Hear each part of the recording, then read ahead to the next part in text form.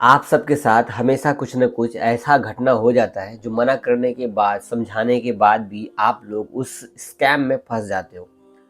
कुछ हमारे एक जानने वाले हैं, उनकी मैं आपको स्टोरी सुनाने वाला हूँ। अभी आजकल की बात है और एक न्यूज़ है जिसमें 200 लोगों के साथ ठगी की गई है बाहर भेजने के नाम पर। खासकर सऊदी अरब भेजने के नाम पर 200 लोगों के साथ ठगी हुआ है।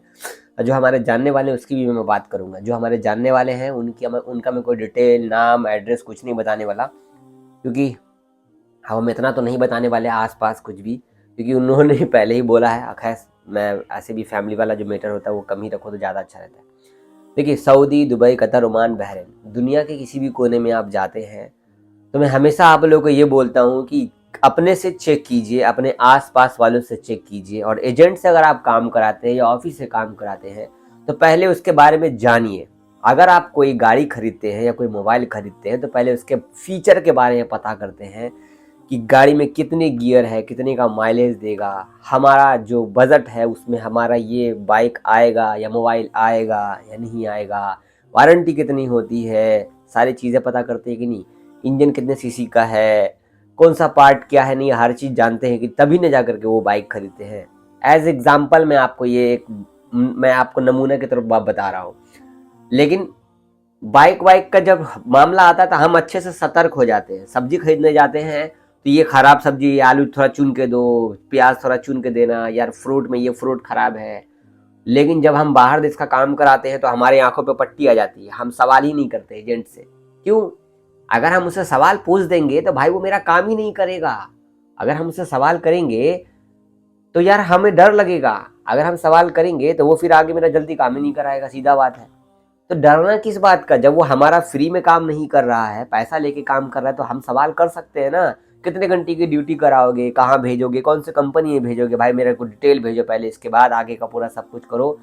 और कभी भी बाहर का काम कराइए जब तक आपको ऑफिशियल तरीके से पासपोर्ट पे वीजा स्टाम्प ना हो जाए, देन टिकट के जब आपको पासपोर्ट का स्टाम्प किया हुआ पासपोर्ट मतलब वीजा लगा हुआ और टिकट हाथ में दे तभी उसको पूरा पेमेंट दीजिए, वरना 5,000 10,000 से ज़्यादा कभी भी मत दीजिए।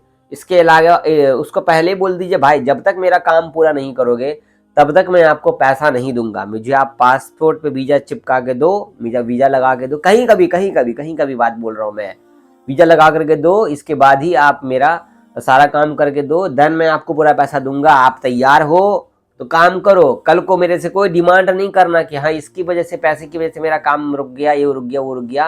मैं नहीं सुनूंगा। पहले ही तय कर लो, नहीं हो तो वो वीडियो बना लो उसका या रिकॉर्डिंग कर लो उसका, या दो चार कोई बड़े आदमी हो उनके सामने वो ये बारी बात रखो कि भाई देखो मैं तुमसे काम कराऊंगा, लेकिन मैं पहले बोल देता हूँ मैं अभी पैसा वैसा नहीं दूंगा, 5-10 हज़ार मेरे से ले लो।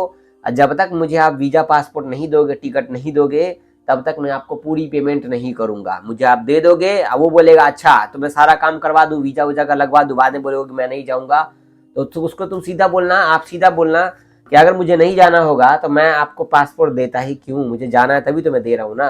पासपोर्ट ही मेरी बहुत बड़ी आइडेंटिटी है कि मैं जाना चाहता हूँ। इसका मतलब ये नहीं कि पैसा दे दूंगा तो अब मैं नहीं जाऊंगा, या दीजिए पैसा दूंगा तो मैं जाऊंगा। क्लियर करना, पहले ध्यान रखना। अभी क्या हुआ, हमारे एक जानने वाले के साथ ऐसा ही हुआ है। मैंने उनको पहले ही मना किया था। उन्होंने मेरे को बोला जावेद भाई फलाना ऐसे ऐसे एजेंट है, मैं जाऊं क्या?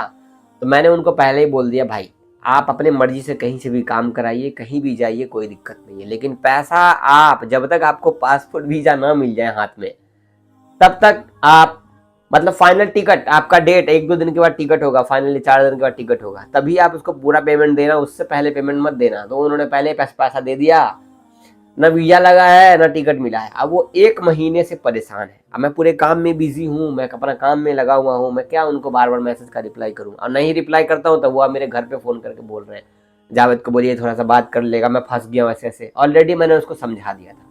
अब मैं आपको आगे एक न्यूज़ शेयर करता हूँ, जो घटना हुआ है वो मैं आपको शेयर करूँगा।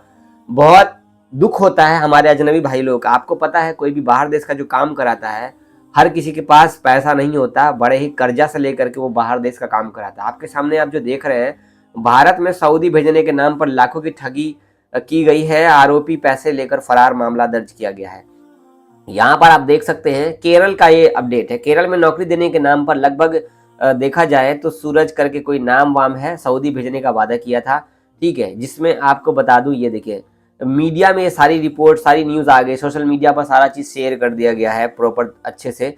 यहाँ पे बोला गया है, प्रेस कॉन्फ्रेंस में के दौरान यह बताया गया कि सोशल मीडिया पर सऊदी में नौकरी देने का प्रचार करता था। कुछ प्रचार को लेकर कई लोग उसके संपर्क में आए और बातचीत हुई।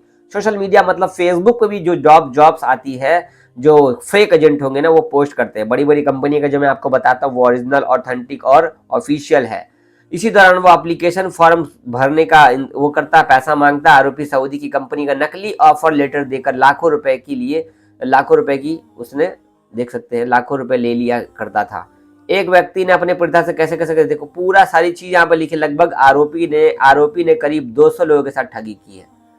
200 लोगों के साथ। सोशल मीडिया पे कोई भी पोस्ट देखते हो, वहां फट से नंबर डाल देते हैं, आप मेरा काम जल्दी हो जाएगा, मुझे जल्दी से कांटेक्ट कर लेगा। मेरे भाई, अगर वो नहीं कांटेक्ट किया तो कोई और कांटेक्ट कर लेगा आपको, कहेगा मैं फलानी जगह से बोल रहा हूँ। अच्छा एजेंट जो होगा वो अपने घर पे बुलाएगा आपको, अपने घर पे आपको बिठाएगा, चाय पिलाएगा, इसके बाद आपसे पैसा का लेन देन करेगा। अगर वो घर पे नहीं होगा तो किसी और देश में होगा, कहीं भी होगा, दिल्ली मुंबई, कहेगा आप मेरे घर पे जाकर के पैसा जमा कर दीजिए, सारा डिटेल मेरे घर पे जाकर दे दीजिए। अगर फेक एजेंट होगा तो कभी वो अपना घर नहीं बताएगा, अपना एड्रेस नहीं बताएगा, अपना पता नहीं बताएगा।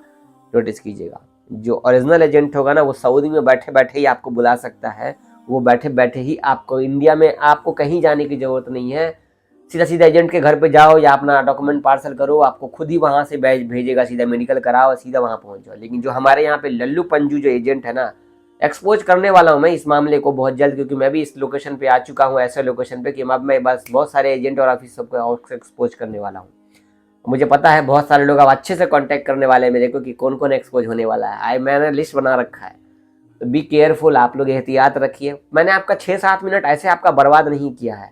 6-7 मिनट की वीडियो से अगर मेरे 50 लोग भाई भी अवेयर हो जाएं, 1 लाख 1.5 लाख आसान नहीं है कमाना, बहुत मुश्किल होता है। 1,000 रियाल जब हम सऊदी में कमाते हैं तो बहुत मेहनत से कमाते हैं, और इंडिया में अगर किसी का 1,000 रुपये का कोई लेके चला जाता तो बहुत दुख होता है। 7 मिनट का जो आपने वीडियो देखा है ना, अगर आप अपना समझते हैं, लोगों को तक पहुंचाना चाहते हैं, तो प्लीज इसको शेयर कीजिए। मजाक वाली बात नहीं कर रहा हूं। आज आपके साथ अगर नहीं हुआ तो कल हो सकता है, कल आपके साथ नहीं हुआ था, कल आपके दोस्त के, आपके भाई के साथ ऐसा हो सकता है, और 100% होगा।